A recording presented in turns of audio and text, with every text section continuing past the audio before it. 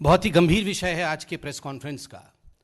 आप सभी ने देखा होगा कि China state affiliated media global times ने थोड़ी देर पहले एक महत्वपूर्ण ट्वीट किया है। उस ट्वीट की प्रति मैं लेके आया हूं और मैं आपके समक्ष उस ट्वीट को पढ़ रहा हूं।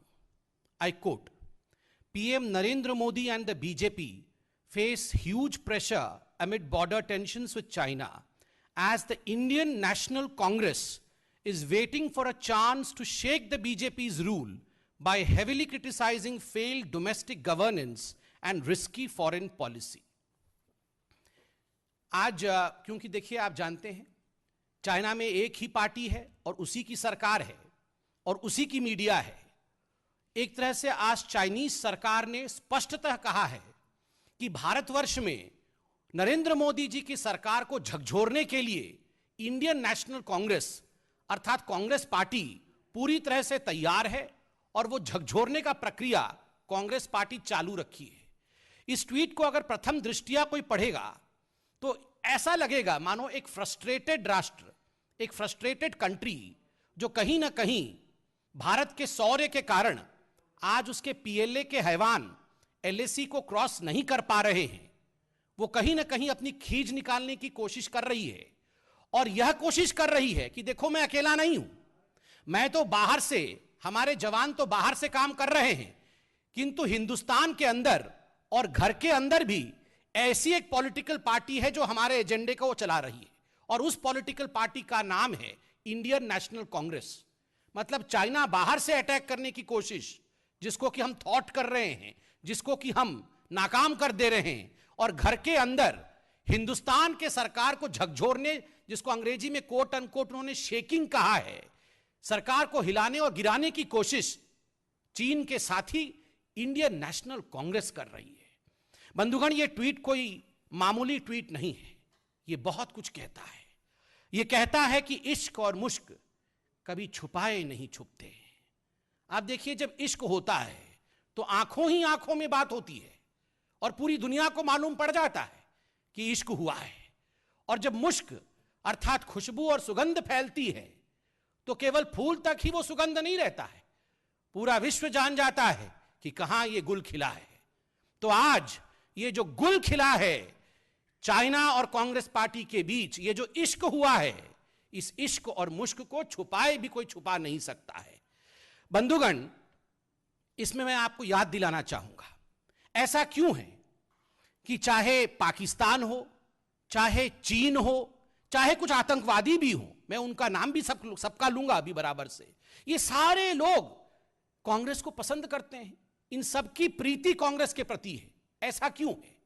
आप याद करिए, अनुच्छेद 370 आर्टिकल 370 हटाने के पश्चात पाकिस्तान में हाहाकार मचा।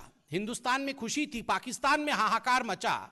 राहुल गांधी अचानक बाहर निकलते हैं पार्लियामेंट से और कहते हैं कि हजारों हजार लोगों का कत्लेआम हो गया है।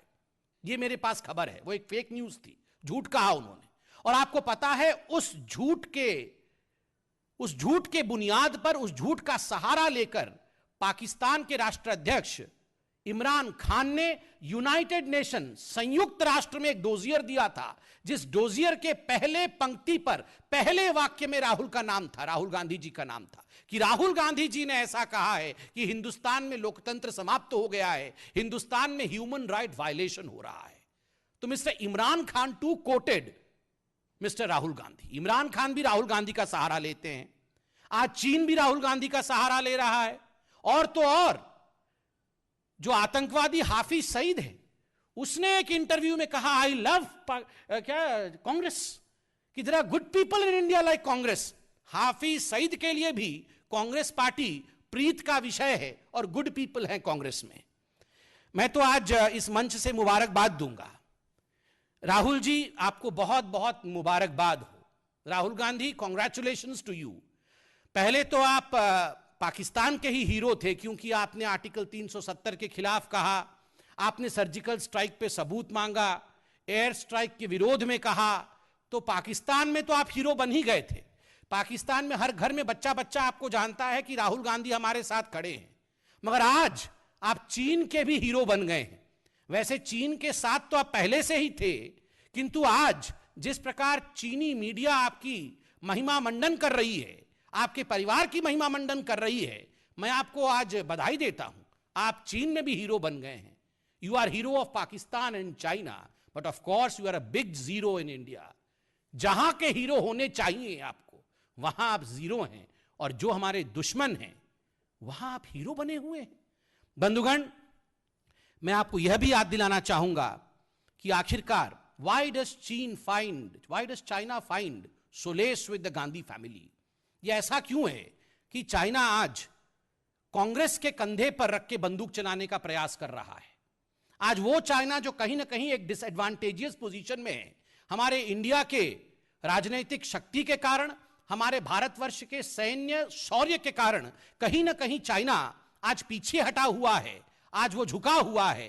वैसे में वो एक कंधा ढूंढ रहा था और इंडियन नेशनल कांग्रेस के कंधे पर रख के वो फायरिंग करने की कोशिश कर रहा है। ऐसा इसलिए है, आपको याद होगा जब ये पूरा प्रकल्प चल रहा था तो राहुल गांधी जी ने किस प्रकार चीन को कवर फायर दिया था। राहुल गांधी ने ट्वीट किया था कि हिंदुस्तान के प्रधानमंत्री, भारत के प्रधानमंत्री डरे हुए हैं। राहुल गांधी ने ट्वीट किया था कि भारत के प्रधानमंत्री, हिंदुस्तान के प्रधानमंत्री छुपे हुए हैं। राहुल गांधी ने ट्वीट किया था कि नरेंद्र मोदी दरअसल सरेंडर मोदी हैं, हिंदुस्तान के प्रधानमंत्री ने सरेंडर कर दिया है। आप खुद बताइए, अगर कोई इस प्रकार के शब्दों का प्रयोग अपने ही देश के, अपने ही मुल्क के प्रधानमंत्री के लिए, अपने ही प्राइम मिनिस्टर के लिए करे, तो उसके कंधे को दुश्मन देश इस्तेमाल करेगा या नहीं, इसका निर्णय आप लीजिए। बंधुगण, हमारे अध्यक्ष आदरणीय जगत प्रकाश नड्डा जी ने एक बहुत महत्वपूर्ण ट्वीट करके न केवल आपको सूचना दी थी, अपितु देश से एक सवाल भी पूछा था। कांग्रेस पार्टी से एक सवाल पूछा था कि आखिर 2008 में बीजिंग में मां बेटे अर्थात सोनिया जी और राहुल जी जाके उन्होंने जो एमओयू साइन किया था शी जिनपिंग के साथ, उस एमओयू के कंटेंट क्या थे, क्या था वो एमओयू। और सुप्रीम कोर्ट में भी जजेस ने हैरानी जताया था कि आखिर ये कैसे हो सकता है कि हमने दो देशों के बीच तो एमओयू सुना है, एक परिवार या एक पार्टी और एक देश के बीच एमओयू कैसे हो सकता है। वो एमओयू भी हुआ था और आज उस एमओयू के पीछे का सच सामने दिखा है। मैं आपको बता दूं, आदरणीय जगत प्रकाश नड्डा जी ने स्पष्ट रूप से बताया था कि जो एमओयू है और मीडिया ने छापा था, ये एमओयू मेंशन करता है कि we wanted close relation not with the UPA government but with the Gandhi family. ये एमओयू गांधी फैमिली और शी जिनपिंग और उनकी पार्टी को, उनकी सरकार को, उनके बीच में नजदीकियां बढ़ाने के लिए थी। और आज ये सच्चाई सामने आ रहा है कि गांधी परिवार और शी जिनपिंग के साथ ये जो पूरा का पूरा षड्यंत्र हुआ था, उसी का नतीजा है जो आज हम सामने देख रहे हैं कि ग्लोबल टाइम्स और चीन की सरकार राहुल जी के कंधे पर, सोनिया जी के कंधे पर रख के फायरिंग करने की कोशिश कर रही है। आज यह भी समझ में आ रहा है कि आखिर क्या कारण था कि जब डोकलाम स्टैंड ऑफ चल रहा था, उस समय चीनी टेंट के नीचे पूरा का पूरा गांधी वाड्रा परिवार रंगे हाथ पकड़ा गया था। पहले तो जब मीडिया ने इस विषय में सच्चाई बताई तो गांधी परिवार से उनके प्रवक्ता ने कहा कि नहीं नहीं नहीं, हम तो वहां थे ही नहीं।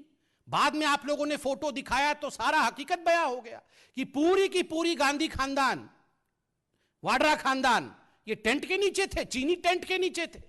आज समझ में आ रहा है ये चीनी टेंट के नीचे क्यों थे और आखिरकार चीन इस परिवार का इस्तेमाल इस प्रकार क्यों कर रही है।